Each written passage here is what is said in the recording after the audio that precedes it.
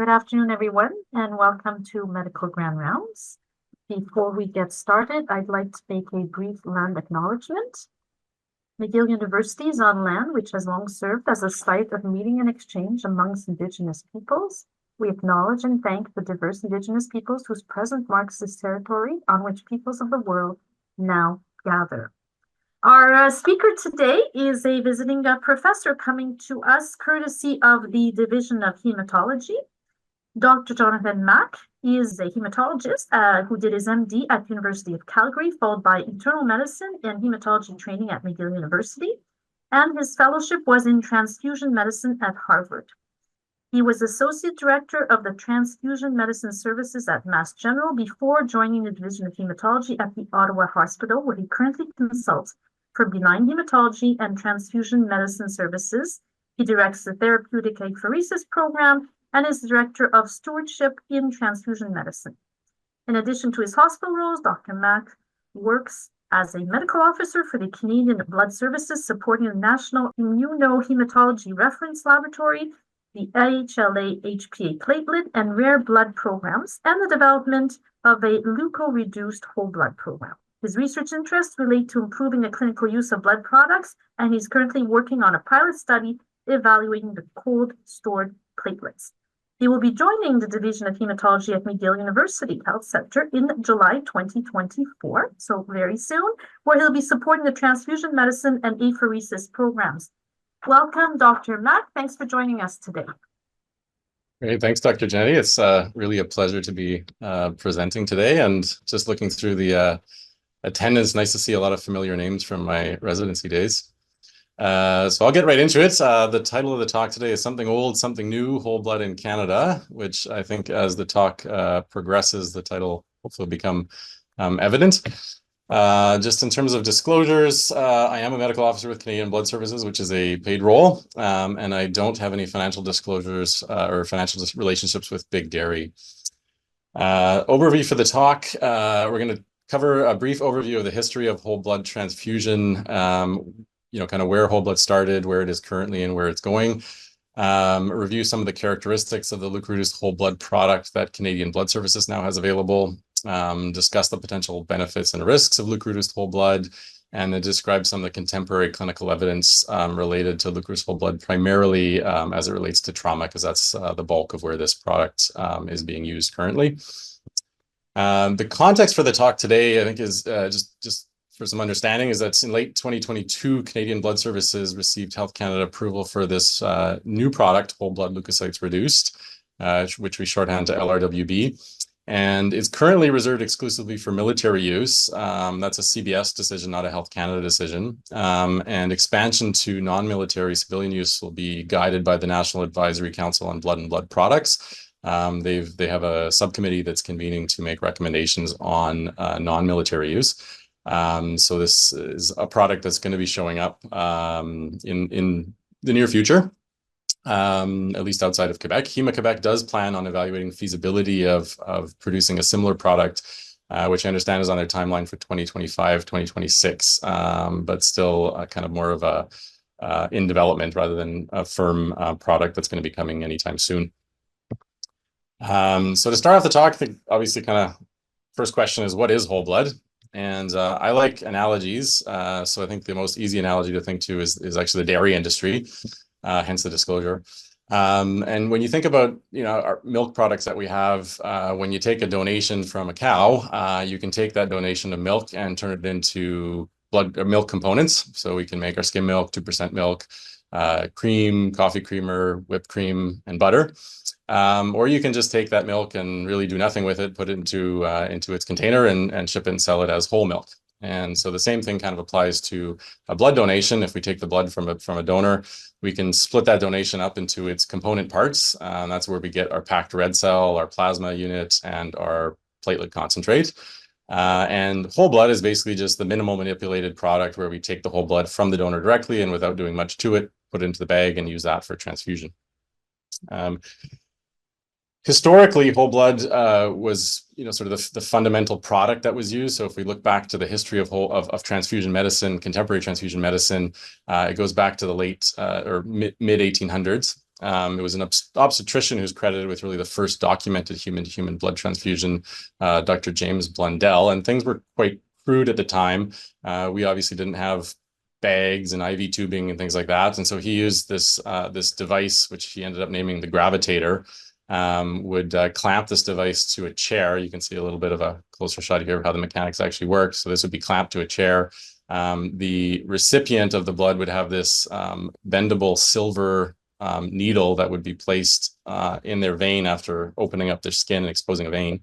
And then the donor would have an artery opened up with a scalpel and would then bleed into a funnel, and the funnel would have a syringe attached to the end of it so they could push the blood through the device into the patient without introducing air.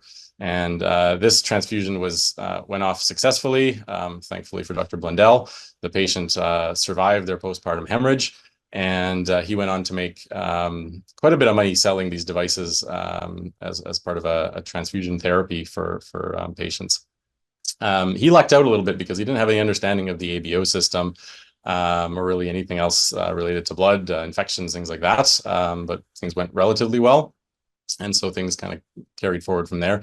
There was a bit of skepticism about the use of blood transfusion, despite the success he had, and that was because subsequent transfusions didn't always go so well, probably due to ABO incompatibilities. And so things didn't really take off as a medical therapy for quite a while.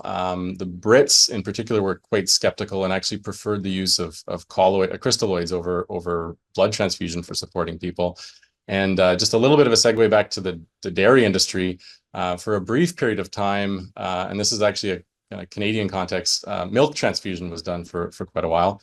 And Canadians were actually the first documented cases of milk transfusion. It happened in Toronto in what I think now is near the site of the Toronto General Hospital, where there were these places called the cholera sheds.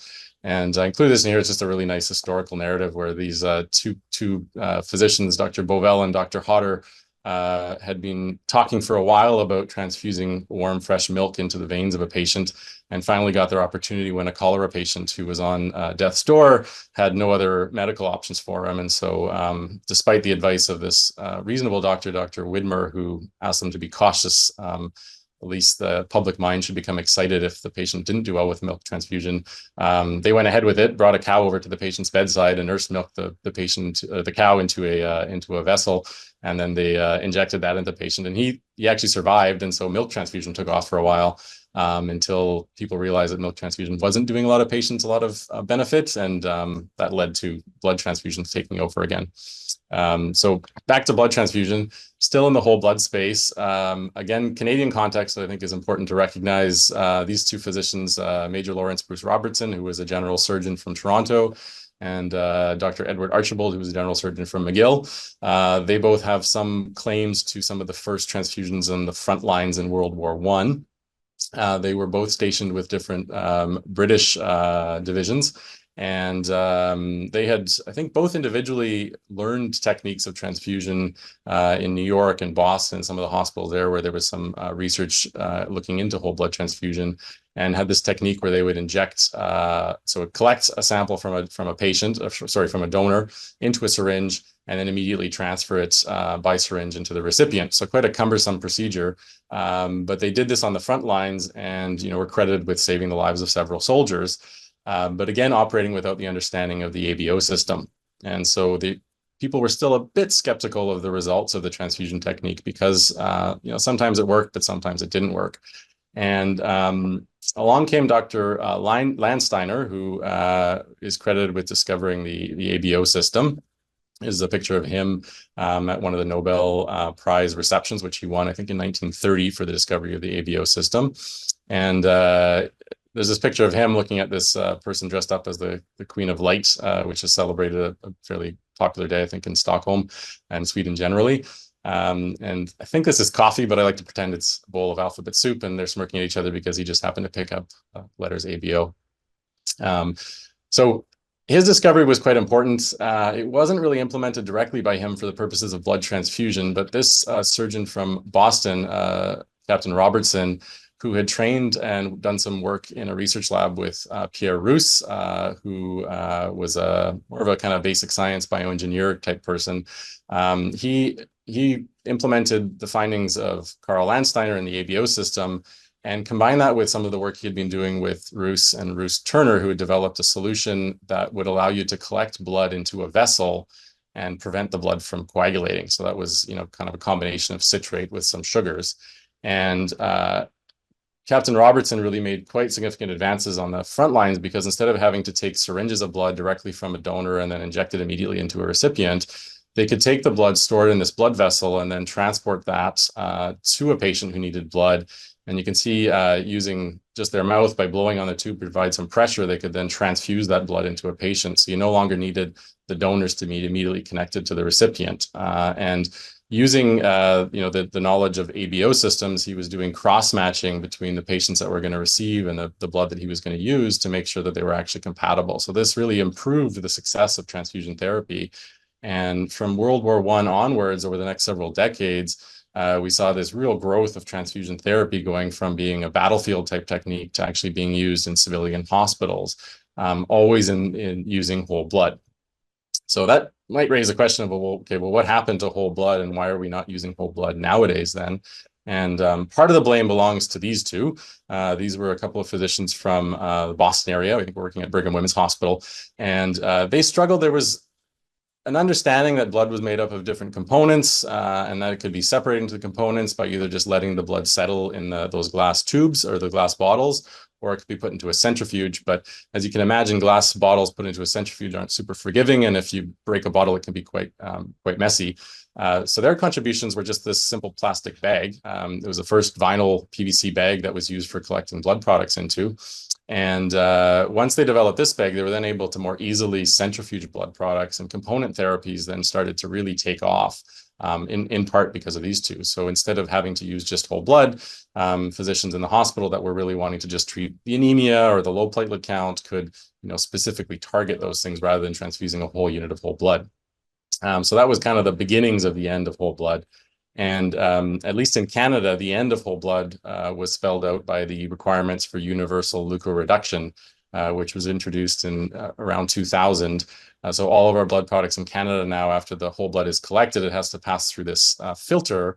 And the filters at the time would remove all of the white cells, but they'd also remove the platelets. And so there was no way of creating a unit of whole blood that had the red cells, the platelets, and the plasma in it, without the white cells. And because of this requirement for removing the white cells to avoid HLA sensitization and other adverse transfusion reactions, the decision was really made just to stop making whole blood altogether. And so that was the end of whole blood in Canada. By about 2005, it was no longer being issued by our blood manufacturers.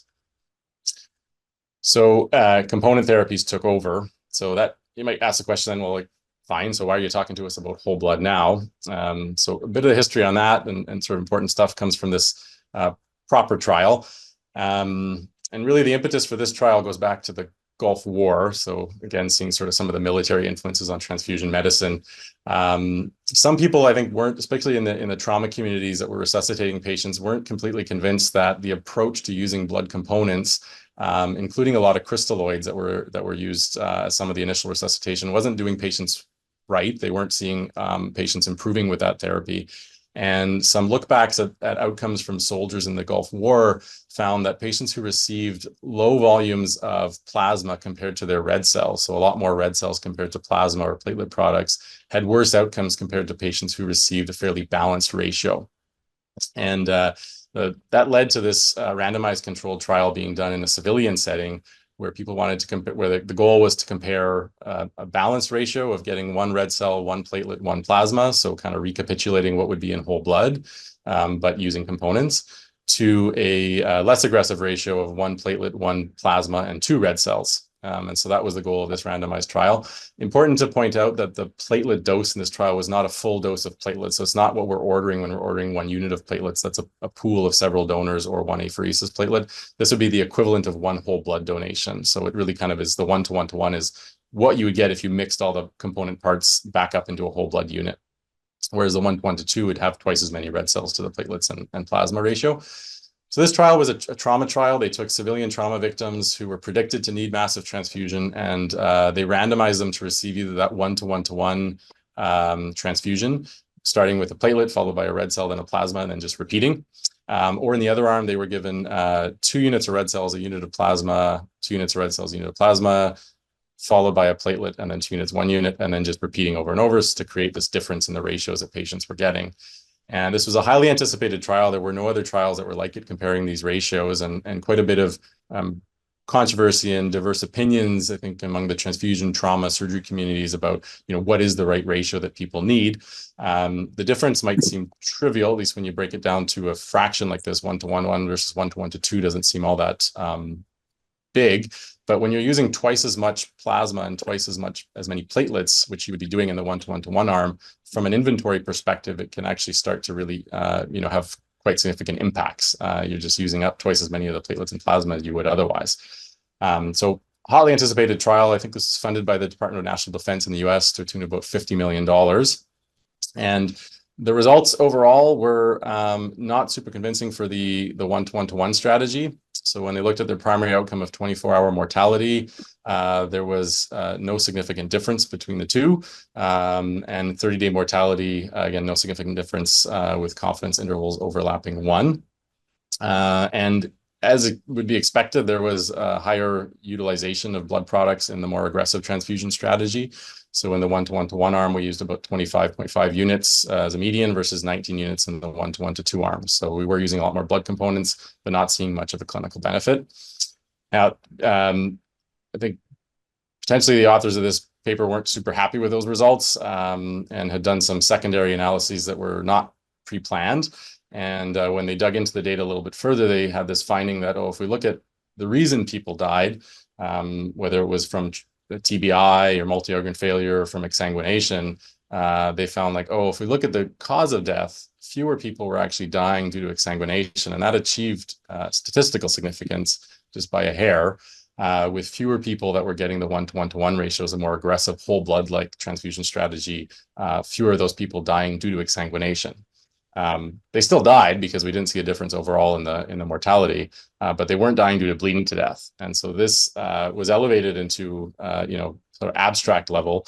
And one of the key messages that was taken away from this trial was that, okay, even though we didn't see a big difference with 1:1, fewer people bleeding to death. And so that kind of cemented for the people that went into the trial thinking 1:1 is better, that this confirmed that belief. And for people who didn't really think 1:1 was necessary, they went away thinking, well, we don't see that as our primary outcome. So the trial really didn't, unfortunately, change much, despite the findings of kind of a null effect.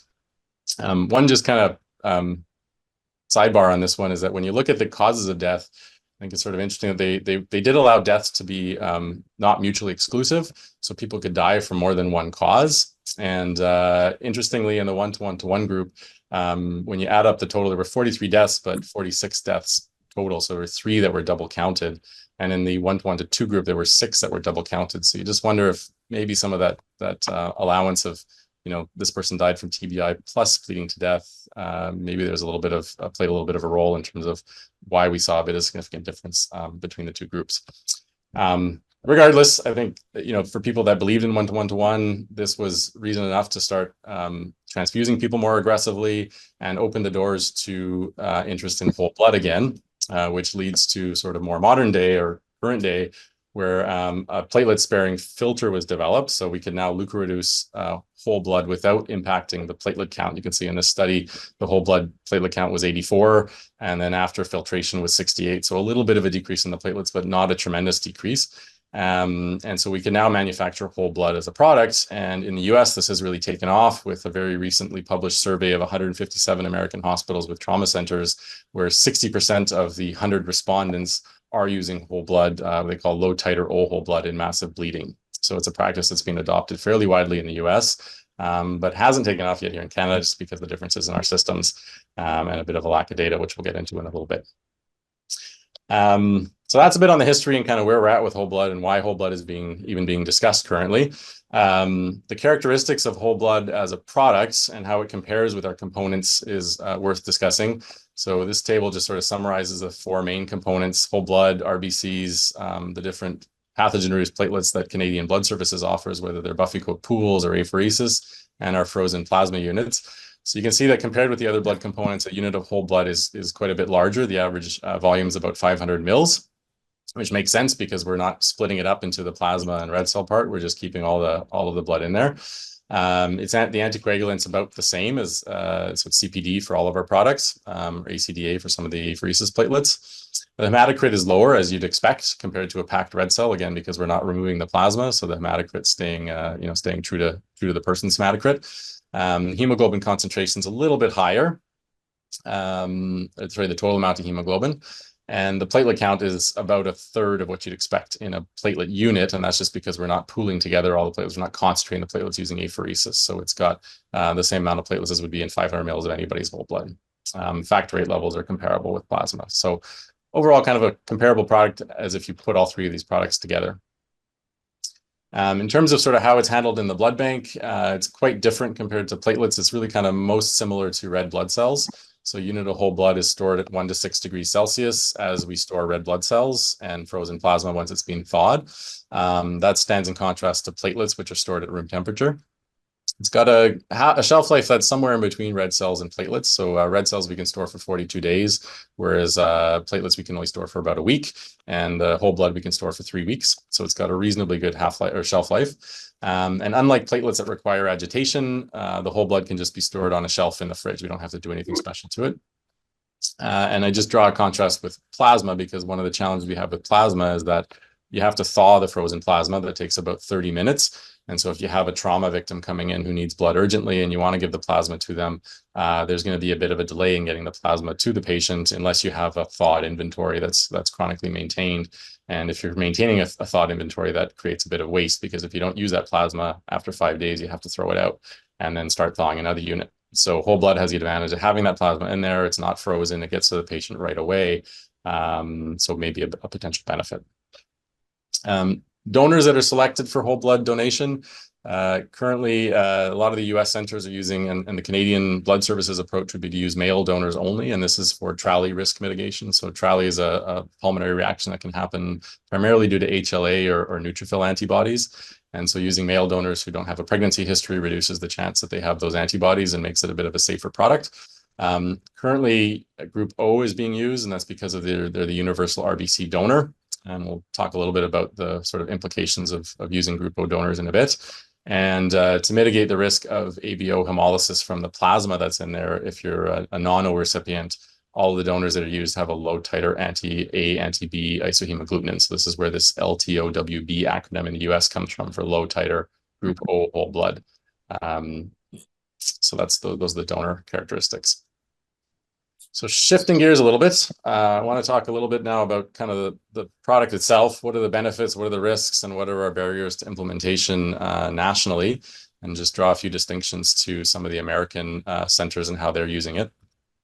So possible benefits with leukoreduced whole blood with an underline on possible, because we don't really have firm evidence about what the benefits truly are.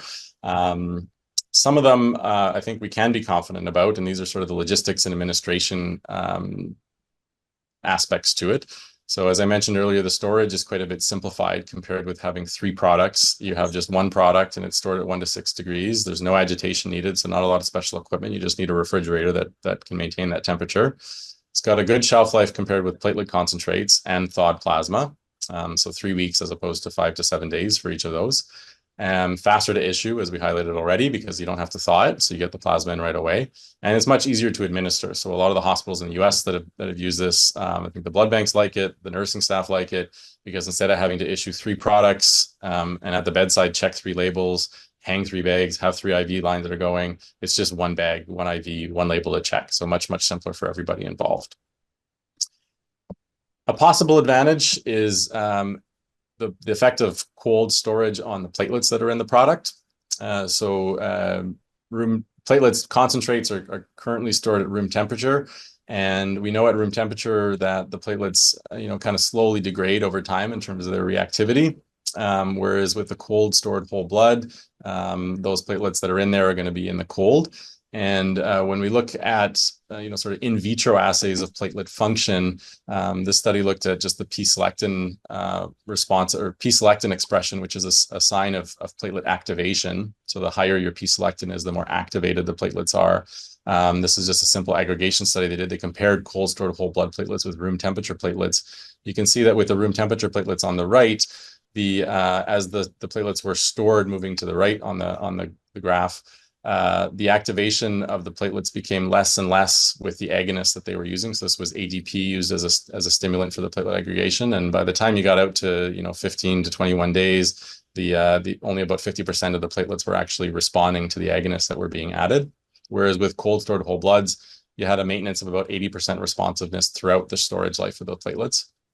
And on the bottom of the curves is the platelet activation without an agonist. So this is how much the platelets were sort of in a reactive state or an activated state just by themselves. And one of the features of cold storage of platelets that's been observed is that the platelets actually get activated endogenously by cold storage. And so we see that happening in the cold stored platelets, that they have a resting activation that occurs. And so maybe a little bit more primed and maybe a bit more hemostatically active, whereas we're not seeing those changes really in the room temperature platelets. It happens in a much more gradual kind of way, and you get a little bit of a loss of the delta between the activated state and the stimulated state between the platelets. So maybe a bit of an inferior hemostatically product. But again, reminder, this is an in vitro assay, and how this translates to clinical efficacy is still to be established. I would also just point out and highlight that we're not storing room temperature platelets out to 10 to 15 days. We're capping it at 5 to 7 days. And so, it's not really fair to compare that end of the curve to the cold stored whole platelets. It's kind of really most fair to cap it here. And so you're not necessarily getting as much of a contrast between the functionality of the platelets in vitro with what you'd be doing in kind of real life situations, but a possible benefit. On the same note, I think when people have looked at the hemostatic, other hemostatic functions of platelets, of whole blood, compared with reconstituted whole blood, this was a nice study that was published last year. And what they did in the study was they took whole blood donations from donors, stored it for a day, and then for another 14 days, and did repeated testing on it. And as their comparator arm, they took products that would be the same thing as using a one-to-one strategy and transfusing patients with component therapy, mixed it together using platelets that were 1 day old and then 5 days old, to see how the whole blood hemostatically compares with that reconstituted whole blood, again, using an in vitro assay. And you can see that across different assays here summarized in this table, so the fibrinogen levels, PT, PTT, all the way down to factor 13, for the most part, looking a bit better with the whole blood compared with the reconstituted whole blood. Thrombin potential not necessarily looking all that great. So the endogenous thrombin potential similar between the two. Looking at day one, peak thrombin, lag time, and time to peak, so how long it's taking to generate thrombin, not really showing a benefit for whole blood, the cold stored whole blood. And then looking at their ROTEM characteristics, some of them better, one of them worse. So kind of a little bit of mix, but mostly blue across this table. However, when they compared it 14 days, things kind of changed, and a lot of the factors, or a lot of these hemostatic assays that looked better at day one didn't hold up over time. And so by the time you were reaching 14 days, you were either similar or worse than reconstituted whole blood, looking at all these different, again, in vitro hemostatic assays. So again, a little bit of a mixed picture in terms of which one is actually superior and not in vivo.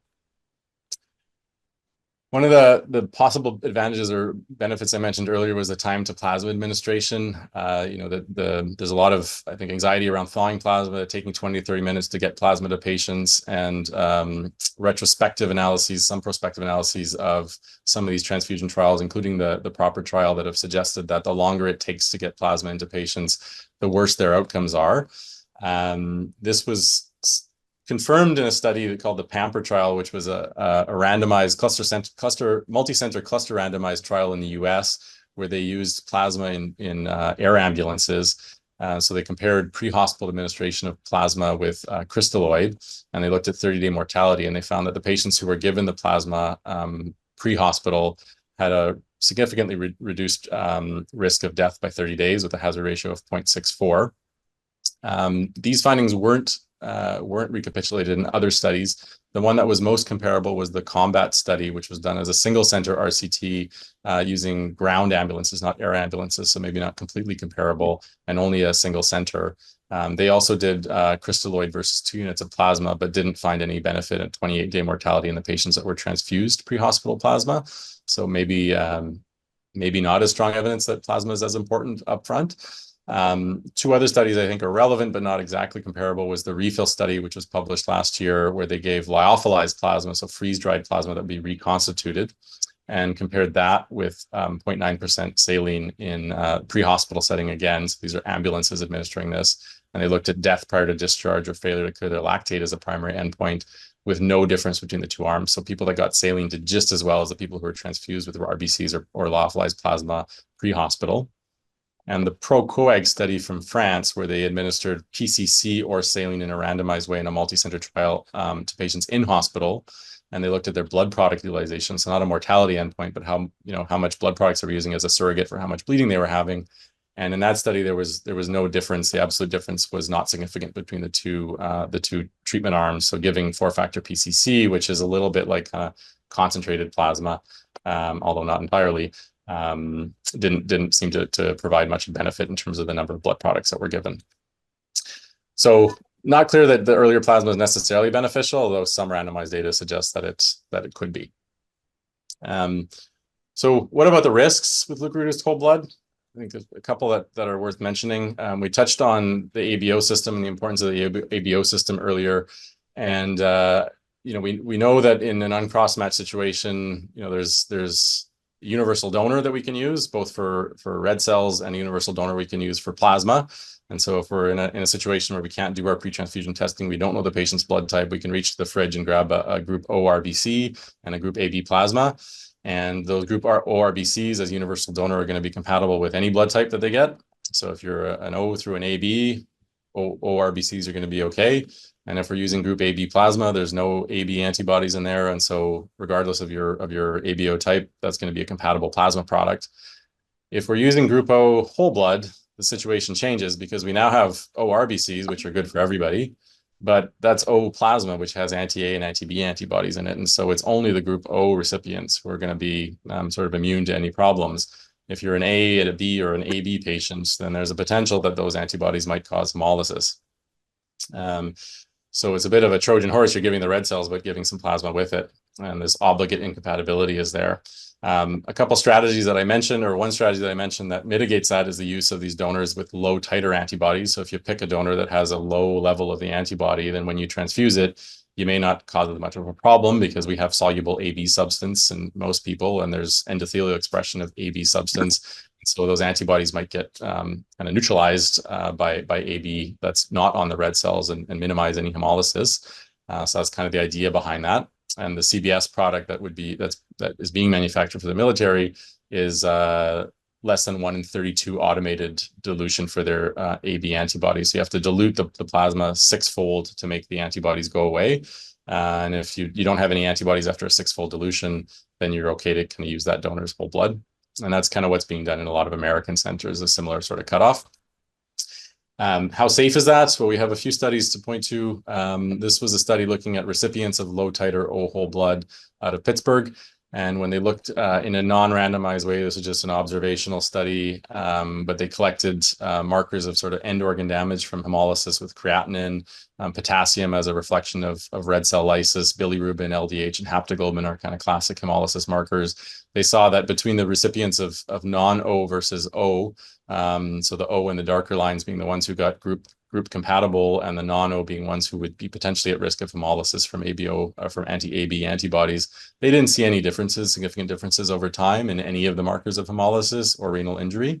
So somewhat reassuring. And two larger studies that looked not at whole blood, but at incompatible plasma transfusions were the STAT trial and the MANGO trial. The STAT trial was an American multi-center retrospective trial where they looked at recipients of out-of-group platelets. So if you were a person who was getting a non-ABO matched platelet, they looked at people who were group O getting O, and people who were non-O getting an O platelet, so the incompatible or identical group identical platelets. And they didn't look at hemolysis markers here. They looked at in-hospital mortality and early mortality, less than 24-hour death. And they didn't see any signal for harm in the patients that were getting incompatible plasma through the platelet transfusion, with similar rates of death, both in hospital and under 24 hours.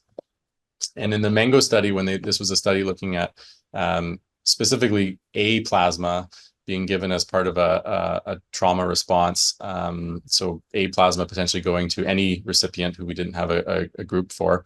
They compared the group A getting A plasma to non-group A's getting the A plasmas, the B's and the ABs. And they didn't see any significant difference in 6-hour, 24-hour, or 30-day mortality for the patients that were receiving the out-of-group plasma compared to the A's who got the A plasma. So reassuring, although retrospective with limitations inherent for both of these, that the out-of-group plasma may be not all that relevant for whole blood. What about RHD? So RHD, for those of you that not thick in the weeds of blood banking, RHD is a rhesus, shorthand rhesus antigen. It's named so because it was stimulated by rhesus monkeys, and they thought it was something due to an antigen on the rhesus monkey red blood cells, but they turned out to be completely wrong about that. It was actually the LW antigen, but we went off. It was already named that way, so they stuck with the RHD shortening for it. RHD is, when we talk about ABO being A positive, A negative, the positive negative part is the RHD status. And this has relevance for a whole blood program.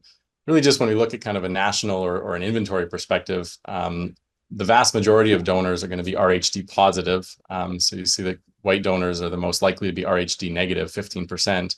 And among other races, it approaches almost 100% in Asians and Indigenous North Americans for being RHD positive. So it's not common to be RHD negative. And if you're trying to find donors who are going to support your whole blood program or your blood inventory in general, that minority of RHD negatives is going to put a lot of pressure on those products. And so if we're using whole blood nationally and trying to produce a lot of whole blood, we may just not be able to have the inventory. And that's what the American experience has been, where a lot of centers have gone with O positive whole blood because they just can't maintain an adequate inventory of O negative whole blood. So what are the implications of doing that is that if you're an Rh negative person, RHD negative, and you get exposed to an O positive unit, you could make an anti-D antibody, which then leads to, in people of childbearing potential, a risk of developing hemolytic disease of the fetus or newborn with subsequent pregnancies, which can really drastically complicate that pregnancy and even lead to fetal death. Or if you subsequently get a transfusion with RHD positive cells, you could have a hemolytic transfusion reaction to that. So there's some concerns if we need to adopt an O positive inventory. Some antibodies to red cell antigens, require repeated exposures or a certain dose to get exposed. The D antibody or D antigen tends to be quite immunogenic, and the risk, depending on the study you look at, ranges from 8 to 45% in terms of making an RHD antibody if you get exposed to D positive blood. But I think what was interesting in this study was that the risk was fairly uniform even after just the one exposure. So even if you got 1 unit of whole blood, and this is what they were looking at in this study, sorry, not whole blood, but any blood product, that 1 unit was enough to cause a 30% of patients to make an anti-D antibody. And it didn't really matter if you got more than that 1 unit. It was the 1 unit that mattered. So we can't really use sort of like a volume restriction, only transfuse 1 or 2 units and sort of rely on that as a way of preventing alloimmunization for people who are HD negative if we're in a situation where we can't maintain an O negative whole blood inventory. Some maybe reassurance comes from some modeling that was done by this group out of the UK. And again, using UK specific numbers for birth rates and RHD positive negative in their population, which should be mostly equivalent in Canada.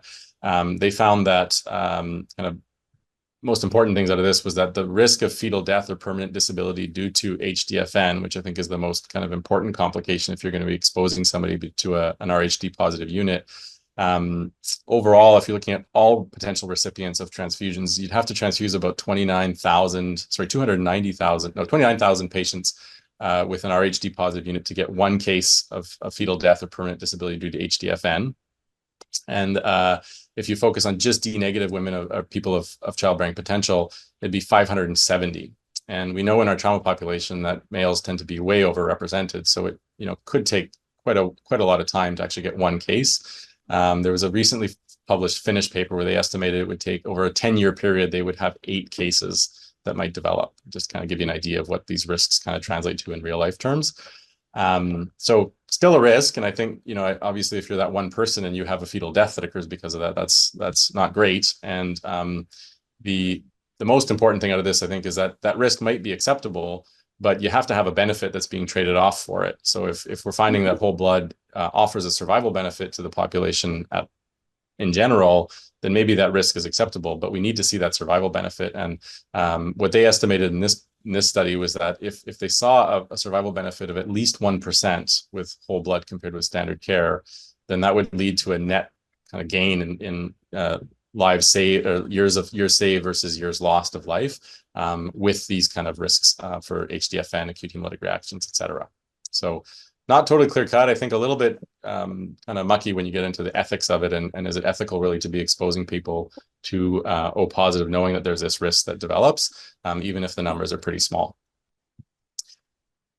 So what about barriers to implementation in Canada, and how does our system differ from the US system? So a key distinction, I think, between the Canadian system and the US system is in Canada, we have our two main blood manufacturers, Canadian Blood Services and Hema-Quebec. They'll do all of our blood collections, manufacturing, and then distribution to our hospitals. And it's really kind of a one-way pathway. So the blood goes from those manufacturers to the hospitals and not back. And you know, a lot of that has to do with regulations and licenses that hospitals would have for manipulation of blood products and things like that. It's not equivalent in the US. In the US, a lot of hospitals, like there are big blood manufacturers, but there are also sort of smaller boutique blood banks in some of the hospitals. And so the hospitals have a lot more control over what they can do with blood products. And several of the centers that have implemented a whole blood program have taken advantage of the fact that they have this control, where they can take a donor, create a unit of whole blood from the blood donation from the donor, and then, you know, put it in their blood bank inventory. And as the time's ticking and that unit is getting closer to the 21-day shelf life, they can then take that unit and turn it into a red blood cell component and put it back into the blood bank inventory. And they've now gained another 3 weeks of life out of that component. And so they didn't lose really the donation that was made to a whole blood unit. They can kind of use it either as whole blood, and if not whole blood, then use it as a packed RBC. So it's kind of a really great way of recycling the blood and not losing out the donor base. In Canada, we can't do that because we don't have this ability to easily, you know, remanufacture packed red cells from whole blood. So once we commit to making a whole blood unit from a donor, that's kind of it. So we have to kind of just accept the fact that there may be some losses of whole blood donations. And again, if we're getting into the using O positive versus O negative, and the numbers of donors we have to support this kind of a program, you know, it could have a significant impact in our inventory, struggles maintaining an adequate inventory of whole blood, but it also might start to erode our component therapy, because if we have a donor who we're using to make, who's O positive or O negative, that we're deciding is going to be used to make a whole blood unit, well, that is now a loss of both a red cell that was O negative or O positive, plus a platelet, plus a plasma unit. So we're sort of losing 3 units for that one component. And if it doesn't end up getting used, then that's, you know, kind of a bigger loss for the system as a whole. So a little bit more complex with the way the Canadian system operates. One thing you might think is that, it should just be maybe an easy trade-off of like, if I'm using whole blood and I'm transfusing whole blood, then I've just saved myself the need for a platelet unit, a plasma unit, a red cell unit. So it should just be kind of like a one-to-one exchange. So like maybe it's not as big a deal from an inventory management point of view. But there are some studies suggesting that that's maybe not the case. This was a single center study from the US, where they looked at prior to implementing whole blood as their main product for their massive hemorrhage protocol, and then the period after they introduced whole blood. And they looked at the total usage of blood products pre and post. And so this PRBC is sort of the area where they were using exclusively components, and then the LTOWB era is when they were using whole blood as part of their massive hemorrhage protocol. And you can see that when they looked at 24-hour total products used, there was a significant increase in blood products after they implemented whole blood, both in the first 24 hours and in the first 7 days for all of their massive hemorrhage protocol activations. So it's not quite as simple as just, I'm going to use whole blood and that's going to reduce my component utilization. It actually, at least in this center, increased their component utilization. And from an economic point of view, that also increased the cost. So there was about a $500 increase per case of massive hemorrhage that they were supporting in their blood product costs. So maybe not quite as straightforward as it would seem, sort of from a back of the napkin kind of calculation. So this leads us to the kind of the most important question, which is, what is the clinical evidence for the use of whole blood, and like how are patients doing? There's this American experience we can look to, and they've been publishing a lot around this. There's thankfully a relatively recent meta-analysis which captures some of the majority of the trials that have been done in the civilian setting. And this meta-analysis looked at a few different endpoints, but this one looked at 24-hour mortality. And so there's these studies that looked at 24-hour mortality. They included both retrospective, prospective, and randomized trials in here. The two that I've highlighted in green are the only two randomized trials that were in here, sort of the only high-quality trials that were in here. And they were both pilot studies, so very small numbers contributed by these two studies. This Shea study was the only other prospective study that was included, but was observational. And then these two that are starred were retrospective, but huge database studies. So you can see they really kind of had a lot of samples a lot of patients that were contributed, and really kind of are skewing the results one way. But none of the ones that are all the ones that are not colored are retrospective studies. And so overall, they found, that there was a signal that whole blood might be associated with better survival at 24 hours, very close to 1. But I think important to remember that these are retrospective studies, and the way a lot of these were done is that they looked at patients who were treated at trauma centers who had whole blood available, and so patients were either getting whole blood or they were getting component therapy. And we don't know why a hospital that would have whole blood available would choose to use whole blood or not. And a big potential confounder is that if someone comes in and looks like they're not really going to make it, and whatever you throw at them is just not going to be a salvageable case, maybe those hospitals are deciding to save their whole blood inventory for another patient that comes along who might benefit from it. And so that might be skewing a little bit some of these results and introducing a bit of bias. Again, just important to kind of highlight that they're prone to confounding. When they looked at, in this meta-analysis, at 28 to 30-day mortality, a few more studies that opened up. Again, no more that were prospective or randomized, the same 3 that were included in here, and the same study from Hannah that was included. And when it came to 28 and 30-day mortality, there didn't really seem to be much of a signal for benefit. But again, same limitations. These are all, by and large, retrospective studies. One other study that I included in here, and just summarize briefly because it was published after this meta-analysis, and it's a relatively large trial, was the SWAT study. This was done through the LIGHTS network, which is a very large US trauma network. And this is a prospective multi-center observational cohort, so not bad kind of in terms of study design. 7 level 1 trauma centers that provided whole blood as part of their resuscitation, and 1 that included pre-hospital whole blood. And they looked at patients who were at risk of massive transfusion and transfused within either 60 minutes of arrival or who received pre-hospital blood products. They looked at 4-hour, 24-hour, and 28-day mortality, with the 4-hour endpoint being their primary outcome. And they used inverse probability of treatment weighting, sort of a propensity score like matching for the 4-hour mortality endpoint. And they found overall with that adjustment, there was no difference in mortality at 4 hours, 24 hours, or 28 days. But interestingly, when they looked at the patient's probability of dying pre-hospital from their trauma, patients who got whole blood had a lower risk of actually dying compared to their risk of dying compared with the component therapy. This wasn't a planned analysis, and it's kind of, I think the model they generated here was generated using the same patient population. So I think there's a little bit of a risk here of some confounding, even in just this pre-hospital risk of dying score. But again, sort of not completely throwing away the idea that whole blood might be beneficial. From a biologic plausibility point of view, though, I think it's a little tricky to sort of know that, or hard to wrap your mind around the fact that since median of 2 units of whole blood were given, with 1 to 3 as interquartile range in this study, could 1 or 2 units of whole blood really shift things that dramatically from a patient survival point of view? I think it's, again, seems a little bit implausible, but maybe there is something really kind of amazing about how whole blood works that we just don't understand yet.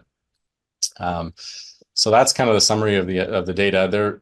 This is a hotly investigated product currently, especially in the US, and there's a lot of trials that are anticipated coming up. A few worth mention is the SWIFT trial, which is a UK trial looking at pre-hospital administration of whole blood versus red blood cells.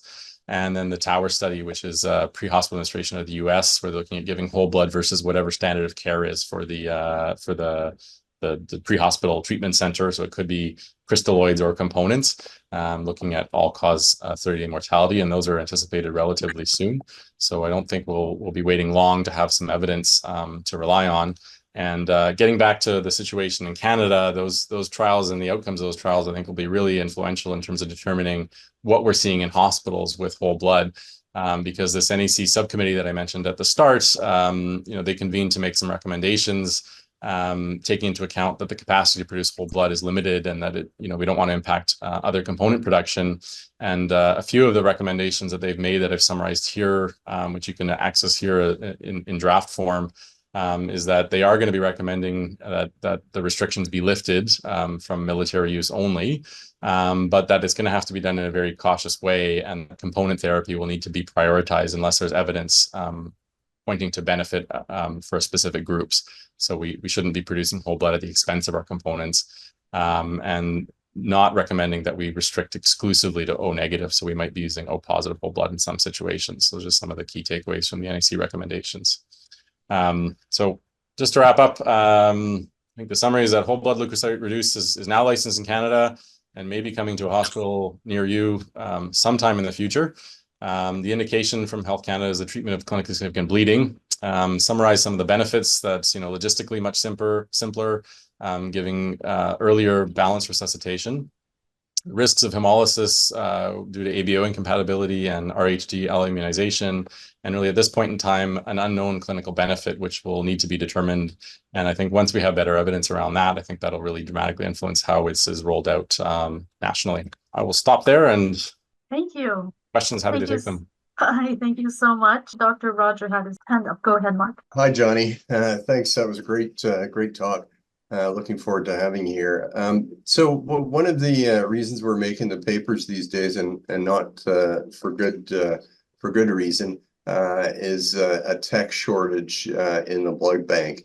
I wonder if you can comment on the implications from a human resource perspective, techs and nurses administering the product of a transition to whole blood. Would it be HR neutral? Would it be HR savings? What would be the implications? Yeah, so I think there's a potential that it might be a little bit HR savings, but I would expect it probably is not going to have a huge impact on sort of the tech needs. I mean, I think the anticipated patient population that this would be used for, is really sort of the uncross match situation. And so those are patients who aren't requiring a huge amount of tech time, because you're not doing the type and screen, you're just kind of issuing the blood. So right now you'd be going to the fridge, grabbing O negative and either AB or A plasma, depending on your hospital policy, putting those into a cooler and sending them out the door. Here you'd be grabbing a unit of whole blood and putting it in the cooler and sending out the door. So it's not really going to be too much more or less time. It's a little simpler, so there is a bit of savings there. But one of the things I should have mentioned but didn't mention was that one of the key things with this product to avoid any kind of problems from ABO hemolysis is that you're not giving infinite amounts of this. You're sort of restricting the volume. So a lot of centers are using either 2 or 4 units as a maximum patients are receiving. And so whatever reduction in workload that's going to be, that's there, it is a real reduction, I think, on tech time, but it's not going to be huge, and it is really not going to, I think, alleviate a huge amount of that, a big amount of the workload that the laboratory is currently experiencing. And what about the nurses administering the product, since they're only administering one product instead of 3 different bags? Or does that make a big difference? I think it does I think it makes a big difference for the resuscitation nurses that are leading that. I showed that study from the US where they looked at that they saw an increase in cost, and they saw an increase in blood product utilization overall in the pre and post. And I think that actually was from a hospital I know. And so I talked to them. I was like, asked, are you going to switch back? You saw it cost more, and obviously the bottom line is a much bigger deal for some of the hospitals. And they said, well, actually it's been so positively received by the nursing staff that it's impossible to go back. They like using it so much. It's so much simpler that it's like that logistic ease of things outweighed the fact that it costs more. Thank you so much for that. There's a comment by Dr. Arietta about the milk analogy. It's now appreciated whole milk. It's better, less weight gain, less metabolic syndrome, less acne, perhaps leaving things in their most natural state is the best approach. Any comments on that? No. Question for you about immunocompromised patients. So will you do things differently in immunocompromised patients like our large transplant population? With respect to the whole blood? Yeah. Do you have any concerns? So I don't think there'd be any reason to be any more concerned with this product as opposed to our conventional components. I think particularly, I guess, for the Quebec setting, because Quebec right now is not using any pathogen-reduced products. For hospitals that are using pathogen-reduced products and ST plasma, which have modifications to the blood that reduces the risk of pathogen transmission, there may be a little bit more relevance. I don't know that that's any more relevant necessarily for an immunocompromised patient compared to otherwise. But there would, because there isn't an ability to pathogen reduce whole blood. So if you're comparing component therapy, there would be a little bit of again, these are very small risks in Canada, but a slightly higher risk of a pathogen being in the untreated whole blood compared to the platelet or the plasma that's in the component therapy. The red cells would be equal, though, in terms of that risk. And from an HLA sensitization point of view, or some of the immune mediating factors they're all leukoreduced products. So whatever contribution the white cells are making would be fairly similar, I think, across the product. So I don't think there's a huge concern from that point of view. Okay, thank you. So you're coming to the MUHC starting in July. Can you give us an idea of what you plan on doing or how things will be different with you here?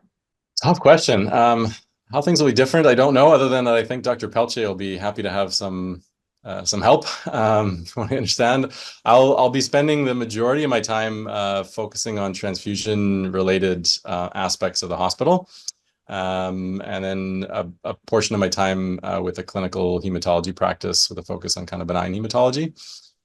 So helping out with some of the benign workload, and then kind of really just digging into the transfusion practices and helping to make things, to improve things as where I can. Fantastic. Dr. Lemay has a question. Is there a risk with O plasma reacting with AB antigens that exist on endothelial cells? So I think there is, although the reactions that it caused we don't think are significant. This is a topic that I think is starting to gain a little bit more, we're starting to have a little bit more of a spotlight, because I think for a long period of time, I think we didn't think that the soluble AB or the endothelial AB expression and anti-AB antibodies that might be transfused through blood products was really all that relevant. I think we sort of viewed it as almost a benefit, that it was like a big sink for neutralization of AB antibodies that would be transfused. But there are some publications. There's a big publication out of the US recently from the RED study, where they looked at patients that received out-of-group platelet transfusions, and specifically their risk of these are patients who had a traumatic brain hemorrhage, and their outcomes, whether they got group specific or non-group specific platelets. And they interestingly found that the non-group specific patients didn't do as well. Again, this retrospective, but some speculation that maybe that has to do with some interaction between the antibodies and at the endothelium, and that it may not be as innocuous as we think, giving out-of-group plasma. So I'd say currently we don't really have a lot of firm evidence that there's a lot of danger or harm from that, but something that I think we may see evolve over time as we actually kind of look at that and get more specific data on that question. Okay, we have 2 minutes left. I'll take one last question here. Are PRPs used in sports medicine of any benefit, and does a blood bank supply them? Good question. I'm not super familiar with the data in sports medicine, so I can't speak to it. I know there are some studies looking at intra-articular injections for sort of degenerative joint disease, which seem to show some benefit compared with placebo for PRPs. I don't know in Canada that it's blood banks that are supplying PRPs, but I hesitate to address that too much. I just would have to say I don't know. I'm not too familiar with it. Okay, it's 1 o'clock. Thank you so much, Dr. Jonathan Mack. We look forward to having you as one of ours starting this July. Thank you for this really great, comprehensive presentation. Fascinating, excellent topic, actually. Thank you for sharing this with us, and look forward to you being back here with us in July.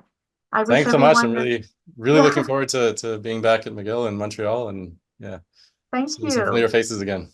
Thank you. I wish everyone a great afternoon. Thanks again. Bye-bye. Bye-bye.